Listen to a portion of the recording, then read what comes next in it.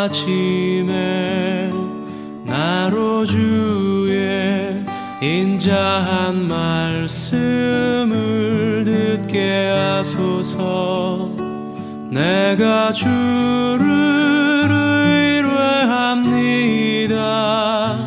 나의 다닐 길을 인도하소서.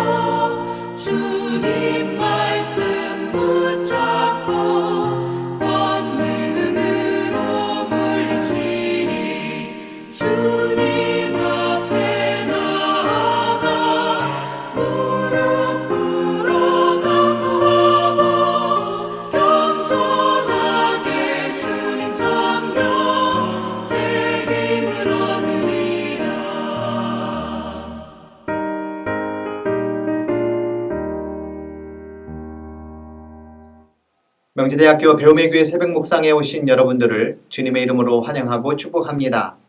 오늘도 하나님께서 주시는 은혜와 평강이 여러분들의 삶 가운데에 가득 넘치시기를 기도드립니다. 오늘 함께 나눌 하나님의 말씀은 욥기 4장 1절에서 11절까지의 말씀입니다. 대만 사람 엘리바스가 대답하였다. 누가 내게 말을 걸면 너는 짜증스럽겠지. 말을 하지 않으려고 했지만 참을 수가 없다. 생각해보아라. 너도 전에 많은 사람을 가르치기도 하고 힘없는 자들의 두 팔을 굳세게 붙들어 주기도 했으며 쓰러지는 이들을 격려하여 일어나게도 하고 힘이 빠진 이들의 무릎을 굳게 붙들어 주기도 했다. 이제 이 일을 정작 내가 당하니까 너는 짜증스러워하고 이 일이 정작 내게 닥치니까 낙담하는구나. 하나님을 경외하는 것이 내 믿음이고 온전한 길을 걷는 것이 내 희망이 아니냐. 잘 생각해보아라. 죄 없는 사람이 망한 일이 있더냐? 정직한 사람이 멸망한 일이 있더냐? 내가 본 대로는 악을 갈아 재난을 뿌리는 자는 그대로 거두더라. 모두 하나님의 입김에 쓸려가고 그의 콧김에 날려갈 것들이다. 사자의 울부짖음도 잠잠해지고 사나운 사자의 울부짖음도 그치는 날이 있다. 힘센 사자도 이빨이 부러진다. 사자도 늙어서 먹이를 잡지 못하면 어미를 따르던 새끼 사자들이 뿔뿔이 흩어진다. 오늘 우리가 읽은 본문의 말씀은 순식간에 모든 것을 잃고 고통 가운데에 있는 욥에게 새 친구가 찾아와 전해주는 말들 가운데에 엘리바스라고 하는 친구의 첫 번째 발언 내용입니다. 그의 발언은 참다 못해 결국 하나님께 불평하며 자신의 생을 저주하는 험악한 말들 이후에 등장을 합니다. 만약 여러분들께서 욥의 친구라 가정하시고 어려움에 처한 그를 찾아갔다면 무엇이라고 위로의 말씀을 하시겠습니까? 사실 요 며칠 사이 욥에게 일어난 엄청난 사건 앞에 그 어떤 위로의 말도 그에게는 들리지 않을 것입니다. 그저 옆에서 묵묵히 지켜주고 들어주는 일밖에는 없을 것입니다. 욥의 세 친구들도 욥이 겪는 고통이 너무도 비참하여 7일 동안 입을 열 수 없었다고 성경은 전합니다. 그 침묵을 깬 것은 욥의 저주요 불평이었습니다. 우리는 욥이 신실한 하나님의 사람으로 그 어떤 고난에도 불평 없이 이겨낸 것으로 알고 있지만 그는 자신이 태어난 것뿐만 아니라 왜 자신을 태어나게 해서 고난을 겪게 하는지 하나님께 원망을 했습니다. 내게는 평화도 없고 안정도 없고 안식마저 사라지고 두려움만 끝없이 밀려온다. 믿었던 욥마저 고난이 닥치니 하나님을 원망하는구나, 실망하시는 분이 계실지 모르겠습니다만 갑작스럽게 불어닥친 엄청난 고난 앞에 아무렇지도 않은 듯 태어나게 있을 사람이 과연 누가 있겠습니까? 또 욥처럼 절규하며 원망을 한다고 해서 그의 믿음이 없다고 말할 사람은 또 어디에 있겠습니까? 풀리지 않은 인생의 여러 숙제 앞에 우리 역시 절망하고 또 절망하며 삽니다. 그 절망의 무게가 얼마나 되는지도 모르면서 충고와 조언이랍시고 들려주는 말들의 대부분은 그냥 스쳐 지나갈 때가 많습니다. 욥의 친구 중 처음으로 등장하는 엘리바스 역시 이런 상황을 이해하고 있는 듯합니다. 욥기에는 친구들의 조언과 엘리후라는 사람의 말이 나오는데 한 사람 한 사람 이어질수록 말의 강도가 세어짐을 느낄 수가 있습니다. 이들의 순서가 나의 순인지 아니면 신앙의 연륜순인지는 모르겠지만 엘리바스는 다소 욥의 감정을 이해하려고 애를 쓰는 가운데에 말을 이어가는 것 같습니다. 친구들이 들려주는 첫 번째 발언만 보아도 금방 알 수가 있습니다. 엘리바스의 경우 그의 첫 말은 누가 내게 말을 걸면 너는 짜증스럽겠지. 말을 하지 않으려고 했지만 참을 수가 없다라고 말을 합니다. 두 번째 친구인 빌닷은 언제까지 내게 그런 투로 말을 계속할 테냐라고 꾸지람을 하는 것 같습니다. 세 번째 친구인 소발은 내가 하는 헛소리를 듣고서 어느 누가 잠잠할 수 있겠느냐라면서 더욱 강도 있게 말을 합니다. 이어서 나이가 가장 어린 엘리후는 욥에게 어른은 잘못하셨습니다 라며 강하게 질책을 하는 것을 볼 수가 있습니다. 각각의 내용은 앞으로 살펴보기로 하고 오늘은 먼저 엘리바스의 말을 살펴보기를 원합니다. 다분히 안정적이고 침착했던 엘리바스의 발언은 먼저 욥이 그동안 했던 좋은 일들을 열거하면서 시작을 합니다. 많은 사람을 가르쳤고 힘없는 자들의 두 팔을 굳세게 붙들어 주었고 쓰러지는 이들을 격려하여 일어나게 하였고 힘이 빠진 이들의 무릎을 굳게 붙들어 주었다. 처음부터 다짜고짜 분석하고 충고하기보다는 좋은 말로 타이르듯이 욥의 치적을 알려줍니다. 그러다가 5절에 가면 그런 너도 어려운 일을 직접 당하니까 짜증스러워하고 낙담하는구나 라고 말을 합니다. 마치 너는 안 그럴 줄 알았는데 너도 똑같은 사람이구나 라며 은근히 기분 나쁘게 하는 스타일과도 같습니다. 더 기분이 묘한 것은 6절에 가면 하나님을 경외하는 것이 내 믿음이고 온전한 길을 걷는 것이 내 희망이 아니냐 하면서 내가 평소에 한 말과 행실은 지금 와서 보니 이율배반적이었다라고 말하는 것처럼 들려집니다. 물론 엘리바스의 솔직한 말이 은근히 사람을 기분 나쁘게 하려는 의도로 여길 수도 있겠지만 그의 말을 통해 한번 생각해 보고 싶은 것은 우리도 종종 다른 사람들의 어려운 상황에 대해서는 이렇다 저렇다 처방을 많이 내어놓지만 정작 우리가 그런 어려움을 당할 때에 우리는 더욱 신앙인답지 않은 말과 행동을 하지는 않은지 돌아보아야 할 것입니다. 평소에는 엄청난 믿음을 가진 양 온갖 신앙적 용어들을 동원하며 말들을 하지만 정작 고난 속에서는 빛을 발하지 못하는 것이 우리 자신이 아니었는지 엘리바스의 충고를 들으며 생각해 봅니다. 이어서 엘리바스는 본문 7절부터 11절에 걸쳐 본격적으로 욥을 충고합니다. 그 내용을 속담으로 표현하면 콩 심은 데 콩 나고 팥 심은 데 팥 난다입니다.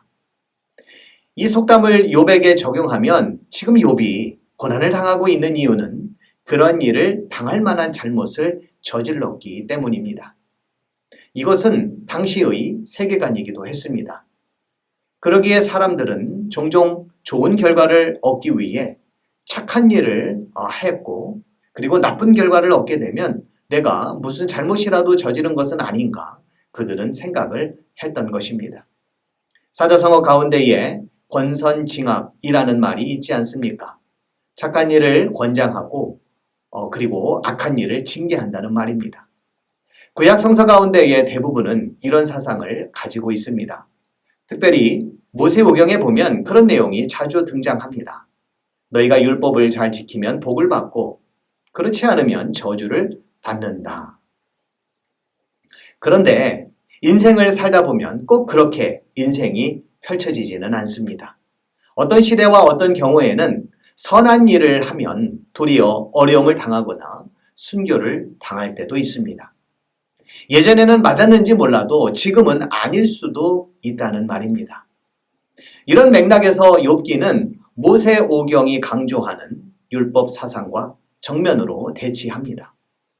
선한 일을 하더라도 세상이 악하면 좋은 일을 하려고 하도 세상 사람들이 못되게 굴면 원하는 좋은 결과가 나오지 못할 수도 있다는 것입니다. 엘리바스의 말이 맞다면 악한 이들은 당장 징계를 받아야 합니다. 그러나 세상은 악한 일을 도모해야 잘 살 수 있다고 말들을 하고 또 실제로 그렇기도 합니다. 전쟁을 일으키는 이는 떵떵거리며 사는데 피해를 보는 이들은 힘없는 약자들입니다. 무엇보다도 욥에게 엘리바스의 말은 말이 되지를 않습니다. 욥이 누구입니까? 자타가 공인하는, 아니 하나님도 인정하는 당대 최고의 의인이요 흠이었고 정직한 사람 아닙니까? 때문에 욥은 6장에 보면 너무나도 답답해합니다. 내가 비록 하나님께 험악한 말은 했지만 그것은 지금 내가 당하고 있는 고난의 무게가 무거워서 한 말이고 누가 좀 속 시원하게 내가 왜 이런 고난을 당해야 하는지 설명을 해줄 것을 그는 요청하고 있습니다. 그리고 욥은 친구들에 대해서도 이런 말을 빼놓지 않습니다. 친구라는 것들은 믿업지 못하고 배신감만 느끼게 하는구나. 6장에 보면 욥은 또다시 이런 고통 가운데에 사느니 차라리 죽는 것을 소망한다. 그는 이렇게 말을 하고 있고 그리고 하나님이 그렇게 해주었으면 좋겠다고 말을 합니다. 욥이 당하는 고통의 무게 여러분들은 느껴지십니까? 하지만 그러면서도 욥은 끝까지 나는 거룩하신 분의 말씀을 거역하지 않았다라고 말을 합니다. 자기 착각일까요? 아니면 지금 욥에게 일어나는 상황이 대단히 이례적인 일일까요?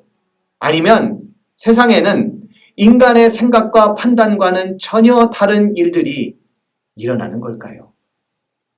많이 배웠고 많이 안다고 하지만 여전히 모르고 문제투성이인 것이 우리의 인생입니다. 정답을 얻고 싶지만 인생에 정답은 없습니다. 다만 하나님의 뜻을 헤아리고 또 헤아려 절망의 심연 중이라 할지라도 하나님의 뜻 가운데에 살 수 있는 믿음과 용기를 얻을 수밖에 없습니다. 아울러 비록 절망 가득한 인생이지만 쉽게 그 상황을 판단하거나 재단하지 말고 더욱 크신 하나님의 뜻을 헤아릴 수 있는 삶이 되어 우리의 삶이 궁극적으로는 정금과 같은 그런 신앙의 삶이 될 수 있기를 기도합니다. 앞으로 읽게 될 욥기의 말씀이 우리를 그러한 길로 인도할 수 있기를 간절히 기도드립니다. 기도하시겠습니다. 우리가 사는 인생, 우리의 생각과 우리의 판단과 우리의 경험으로 다 이해할 수 없고 다 헤아릴 수 없는 일들이 참으로 많이 있습니다.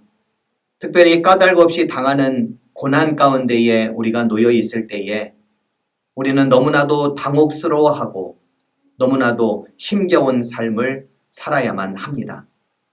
그러나 그러함에도 불구하고 하나님의 역사 가운데에 또 하나님의 이끄심 가운데에 살아가고 있는 우리 믿음의 가족들은 하나님의 선한 뜻을 더욱더 헤아리며 살아가는 자들 되도록 주님 도와 주시옵소서. 말할 수 없는 고난과 어려움 가운데에 욥은 놓여 있었고 그리고 그에게 많은 충고와 많은 조언들을 친구들이 했지만 그러나 그것들이 그의 삶의 궁극적인 대답이 되지는 못하였습니다. 이후 펼쳐질 욥기의 말씀을 우리가 읽어 나가면서 궁금하고 또 문제가 많고 또 해답이 없는 우리의 삶이지만 그러나 하나님의 뜻을 헤아리고 또 헤아려 하나님의 그 깊이에까지 이르러 우리의 인생을 아름답게 또 하나님의 선한 뜻 가운데에 살아가는 저희 모두가 되도록 주님 도와 주시옵소서. 감사드리며 예수님의 이름으로 기도드립니다. 아멘.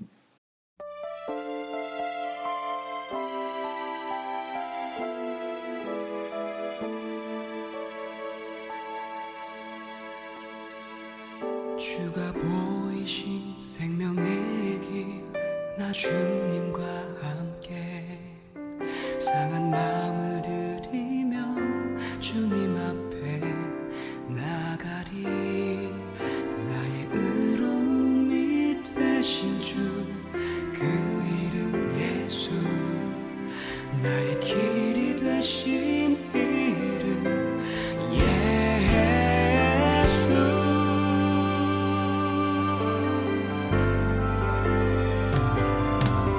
나의 길 오직 그가 하시나니. 나를 단련하신 후에 내가 정금같이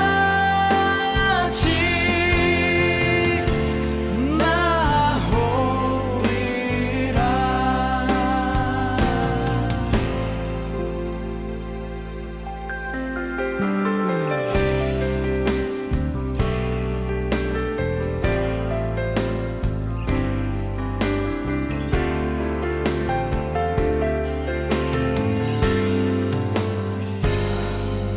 주가 보이신 생명의 길, 나 주님과 함께 상한 마음을 들이며 주님 앞에 나가리.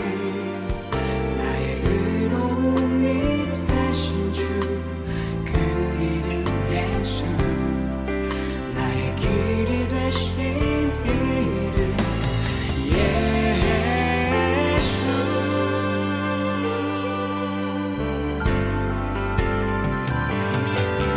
나의 길 오직